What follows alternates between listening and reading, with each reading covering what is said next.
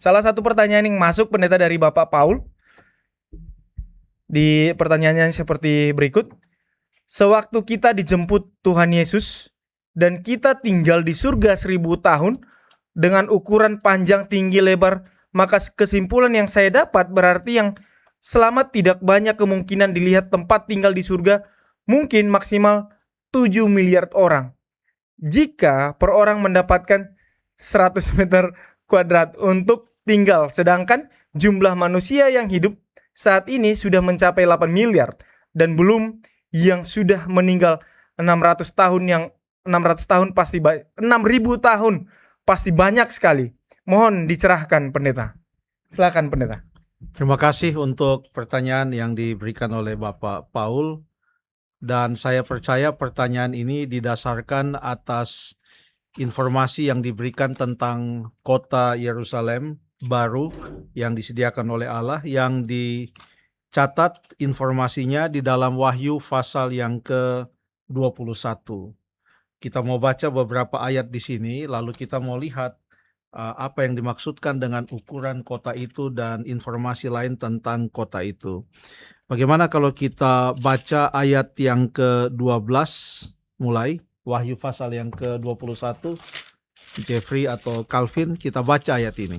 Ayat yang ke-12 dari Wahyu 21 ya. Bunyinya sebagai berikut.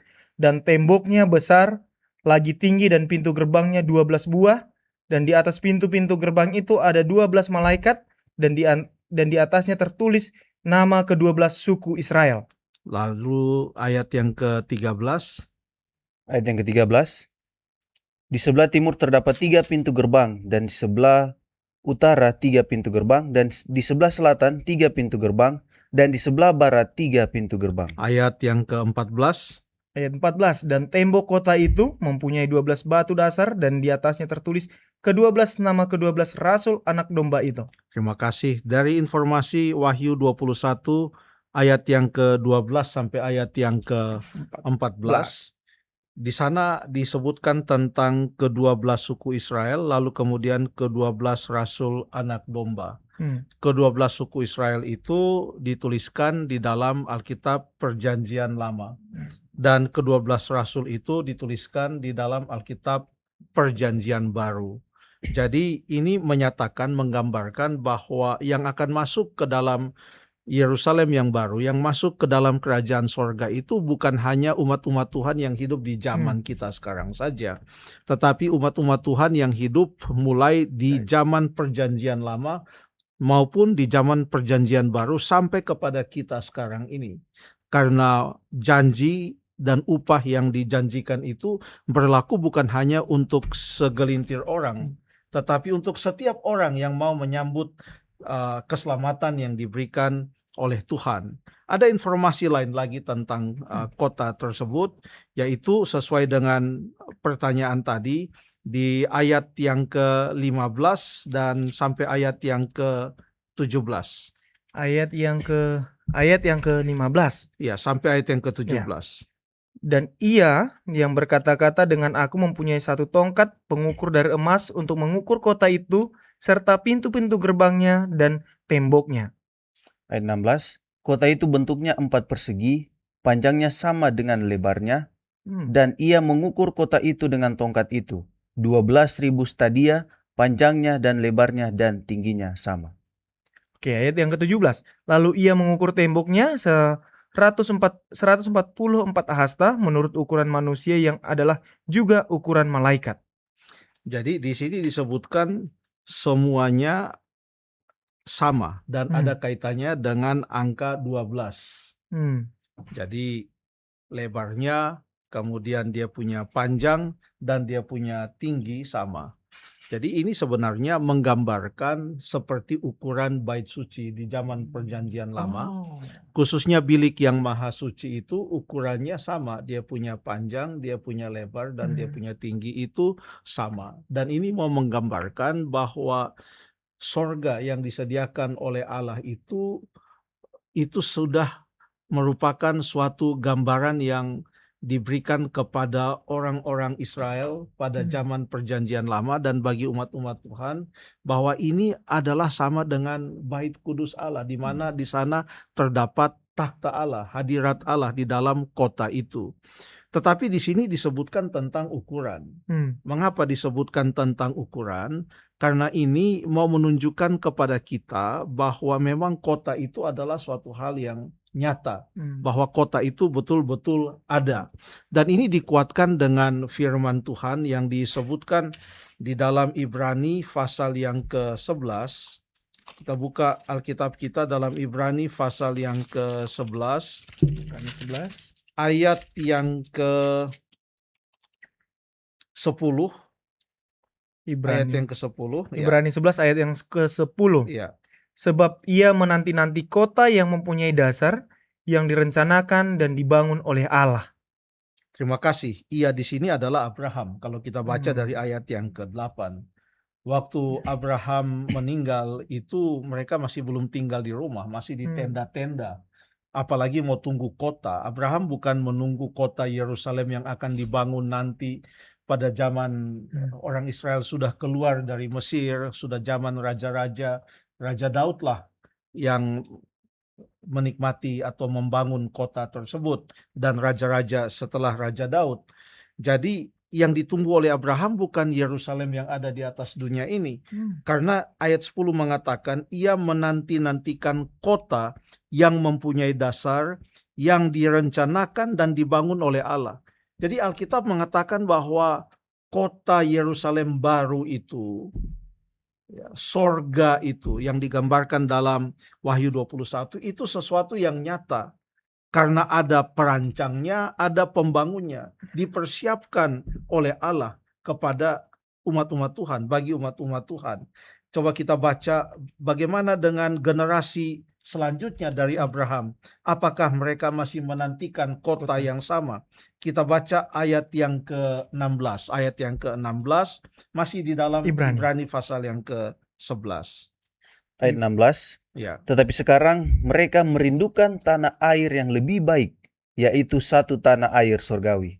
Sebab itu Allah tidak malu disebut Allah mereka, karena ia telah mempersiapkan sebuah kota bagi mereka. Ia telah mempersiapkan sebuah kota bagi mereka. Allah mempersiapkan sebuah kota bagi mereka. Jadi kota itu nyata. Kota itu nyata. Kalau dia punya elemen-elemen yang disebutkan di dalam Wahyu pasal yang ke-21 itu menggunakan angka 12, panjang, tinggi, lebar, sama, dan lain sebagainya.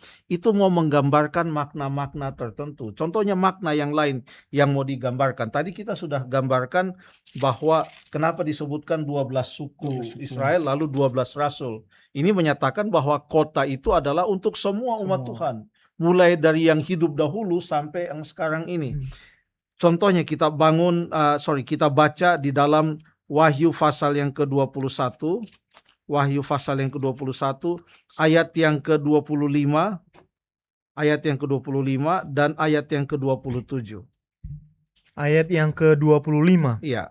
Dan pintu-pintu gerbangnya tidak akan ditutup pada siang hari, sebab malam tidak akan ada lagi di sana. Tidak akan ada lagi malam di sana, ya.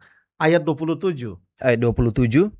Tetapi tidak akan masuk ke dalamnya sesuatu yang najis, atau orang yang melakukan kekejian atau dusta, tetapi hanya mereka yang namanya tertulis di dalam kitab kehidupan anak domba itu. Yang mau menyatakan bahwa walaupun pintu itu selalu terbuka, tidak akan ditutup kapan saja, tetapi bukan semua orang boleh masuk di sana. Yang boleh masuk di sana hanyalah yang namanya tertulis di dalam kitab kehidupan anak domba. Itulah gambaran-gambaran yang diberikan oleh Wahyu 21 tentang kota itu. Kota itu nyata. Pertanyaannya adalah apakah kira-kira akan cukup tempat bagi semua orang untuk masuk di sana? Kita baca dulu di dalam Yohanes pasal yang ke-14. Yohanes pasal yang ke-14. Yohanes 14. Ayat yang pertama dan ayat yang ketiga. Ayat yang pertama dari Yohanes 14. Ya. Janganlah gelisah hatimu, percayalah kepada Allah, percaya juga kepadaku. Ayat 3. Dan apabila aku 1 sampai 3. Ayat 2, di rumah Bapakku banyak tempat tinggal. Jika tidak demikian, tentu aku mengatakannya kepadamu. Sebab aku pergi ke situ untuk menyediakan tempat bagimu. Dan apabila aku telah pergi ke situ dan telah menyediakan tempat bagimu, aku akan datang kembali dan membawa kamu ke tempatku, supaya di tempat di mana aku berada, kamu pun berada. Terima kasih. Alkitab mengatakan ini adalah perkataan Yesus, janji yang diberikan oleh Yesus. Ayat 2 mengatakan, di rumah Bapakku banyak tempat tinggal. Jadi jangan khawatir. Jangan khawatir atau jangan sampai kita mengambil keputusan sepertinya saya tidak usah ke sana. Karena kalau saya ke sana sepertinya tidak ada tempat, penuh. Kan desak-desakan gitu. Desak-desakan dan lain sebagainya. Ayat ini mengatakan ada banyak tempat tinggal di sana. Yang membuat kita boleh ke sorga atau tidak bukanlah cukup atau tidak cukup tempat di sana. Tapi apakah kita mau menyambut keselamatan yang diberikan oleh Allah bagi umat manusia, bagi setiap orang yang mau percaya kepadanya. Jadi banyak tempat di sorga dan dikatakan di sana, aku akan datang kembali. Ada yang mungkin mengatakan bahwa ini hanya untuk 12 murid Yesus. Sebenarnya 11 karena Yudas sudah out dia karena dia sudah meninggalkan ruangan atas itu. Jadi malam itu ada 11 orang yang mendengarkan janji Yesus ini. Jadi pertanyaannya, apakah memang janji ini hanyalah untuk ke-11 orang itu? Kalau memang hanya untuk ke-11 orang itu, ya cukuplah tempatnya. Besar sekali. Besar sekali kalau hanya untuk 11 orang. Tapi kita ingat bahwa di dalam ayat ini, janji ini disebutkan juga di sana bahwa Yesus mengatakan, aku akan datang kembali. Pertanyaannya, apakah janji Yesus, aku akan datang kembali itu hanyalah untuk ke-11 orang rasul itu atau untuk siapa saja? Ternyata di dalam kitab Wahyu diulangi lagi janji tentang kedatangan Yesus yang kedua kali. Dan semua janji itu diucapkan langsung oleh Yesus Kristus. Contohnya, ia mengucapkan janji yang ada di dalam Wahyu pasal yang ketiga ayat yang ke-11. Saya yakin di situ ada satu janji yang diucapkan oleh Yesus sendiri. Wahyu pasal yang ketiga ayat yang ke-11. Ini sudah jauh setelah zaman murid-murid yang masih hidup waktu itu. Waktu kitab Wahyu ini ditulis, hanya tinggal 1 dari 11 murid yang ada di ruangan atas itu, yaitu Yohanes yang kekasih. Ya, coba dibaca ayat yang ke-11. Aku datang segera, peganglah apa yang ada padamu, supaya tidak seorang pun mengambil mahkotamu. Ini janji Yesus bukan hanya untuk 11 orang murid Yesus atau rasul-rasul, tetapi untuk setiap orang. Apalagi kalau kita baca Wahyu pasal yang kedua dan Wahyu pasal yang ketiga tentang 7 jemaat. Ini menggambarkan tentang umat Tuhan mulai dari abad permulaan sampai kepada akhir zaman. Jadi janji ini diberikan dari zaman ke zaman. Artinya janji kedatangan Yesus yang kedua kali. Di rumah Bapakku banyak tempat tinggal. Itu bukan hanya untuk orang-orang yang ada pada zaman Yesus. Tetapi untuk siapa saja sampai kepada kita sekarang ini. Bahkan di bagian akhir kitab Wahyu. Wahyu pasal yang Wahyu pasal yang ke-22. Beberapa kali diulangi lagi janji kedatangan Yesus. Yang diucapkan langsung oleh Yesus sendiri. Kita baca di ayat yang ke-12. Wahyu 22 ayat 12. Ya. Sesungguhnya aku datang segera, dan aku membawa upahku untuk membalaskan kepada setiap orang menurut perbuatannya. Sebelumnya di ayat yang ke-7 sudah disebutkan juga janji tersebut. Sesungguhnya aku datang segera, berbahagialah orang yang menuruti perkataan-perkataan nubuatan kitab ini. Lalu kemudian sekali lagi diucapkan di ayat yang ke-20. Ayat 20. Ya. Ia yang memberi kesaksian tentang semuanya ini berfirman, ya, aku datang segera. Amin. Datanglah Tuhan Yesus. Terima kasih. Jadi janji ini semakin gencar diucapkan di bahagian akhir dari Alkitab. Kitab Wahyu bahkan di pasal yang terakhir diulangi sampai 3 kali. Jadi janji kedatangan Yesus itu adalah untuk semua orang. Lalu kemudian janji bahwa di rumah di sorga itu ada banyak tempat, itu adalah untuk semua orang. Namun kita juga perlu mengingat waktu kita menghitung-hitung bahwa tidak semua orang akan masuk ke sorga. Itu yang Alkitab katakan. Dari mana kita tahu? Kita tahu itu adalah di dalam Wahyu pasal yang ke-20. Ternyata banyak orang juga yang akan masuk ke dalam api yang menghanguskan itu, yang akan dihukum. Contohnya kita baca ayat yang ke-9 dan ayat yang ke-10. Ayat yang Ayat yang ke-9. ke-9 lah ya. Ayat 9, maka naiklah mereka ke seluruh dataran bumi, lalu mengepung perkemahan tentara orang-orang kudus dan kota yang dikasihi itu. Tetapi dari langit turunlah api menghanguskan mereka. Jadi ada yang tidak masuk surga juga. Jadi kita tidak hitung semua. Ayat yang ke-7 dan ayat yang ke-8. Ayat yang ke-7. Dan 8. Dan setelah masa 1000 tahun itu berakhir, iblis akan dilepaskan dari penjaranya, dan ia akan pergi menyesatkan bangsa-bangsa pada keempat penjuru bumi, yaitu Gog dan Magog, dan mengumpulkan mereka untuk berperang, dan jumlah mereka sama dengan banyaknya pasir di laut. Banyak juga yang tidak selamat. Ya. Tetapi kalaupun mereka mau datang, pasti ada tempat. Kalau mereka percaya kepada Tuhan. Tetapi kenyataannya, dan Alkitab memang mengatakan, jangankan di dalam kitab Wahyu, di zaman kitab Kejadian, cerita tentang Nuh, Kejadian pasal yang ke-6 dan sampai pasal yang ke-7, sudah banyak yang tidak selamat. Ya. Yang selamat hanya 8 orang. Ya. Jadi Alkitab bukan mengajarkan kita bahwa sorga itu seperti sebuah rumah susun, di mana kita akan mendapatkan kapling-kapling, petak-petak, satu orang 10 kali 10 dan bagaimana, tidak. Yang jelas di sorga itu ada banyak tempat. Yang penting kita pastikan adalah apakah ada tempat yang cukup atau tidak. Tetapi apakah saya akan ke sana atau tidak. Itu pertanyaan pribadi bagi kita semua.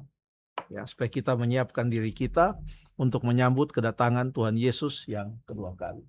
Ya.